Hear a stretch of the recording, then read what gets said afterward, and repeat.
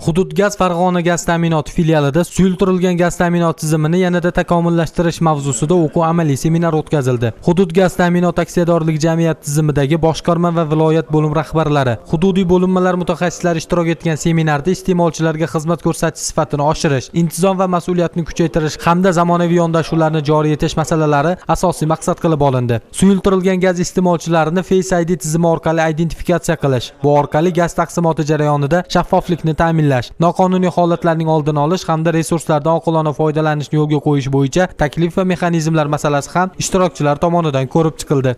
Ya'ni bu bizga nima beradi? Har bitta iste'molchiga suyultirilgan gazni manzilli, ya'ni o'ziga har xil noqonuniy holatlar, talon-torojlikning oldini olish maqsadida ushbu tizim amalga oshirildi. Har bitta iste'molchiga haqiqatdan maishiy gaz balloni yetkazib berilganligini tizim orqali kuzatib boryapmiz.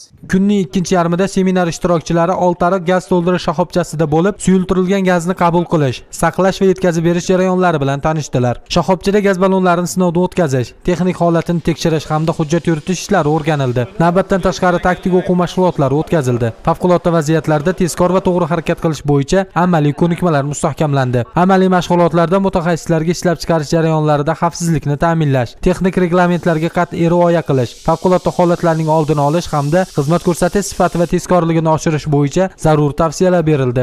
Hozir seminarda bizlardan bilmagan zatlarimizni to'liq o'rganib olish uchun bizlarga bir seminar yaxshi natija bo'ldi.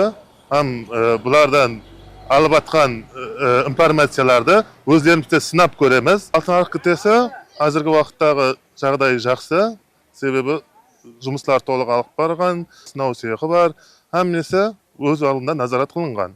O'quv seminar mana ko'tarinki o'ta yaxshi o'tyapti.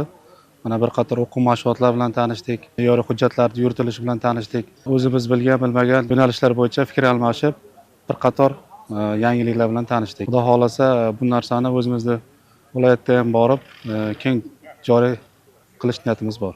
Seminar yakunida tizimdagi mavjud muammolar yuzasidan aniq yechimlarni ishlab chiqish, ilg'or tajribalarni boshqa hududlarda ham ommalashtirish, takliflarni shakllantirish bo'yicha topshiriqlar berildi. Maqsad suyultirilgan gazni iste'molchilarga barqaror va uzluksiz ta'minlash, xizmat ko'rsatish sifatini yangi bosqichga olib chiqishdan iboratdir.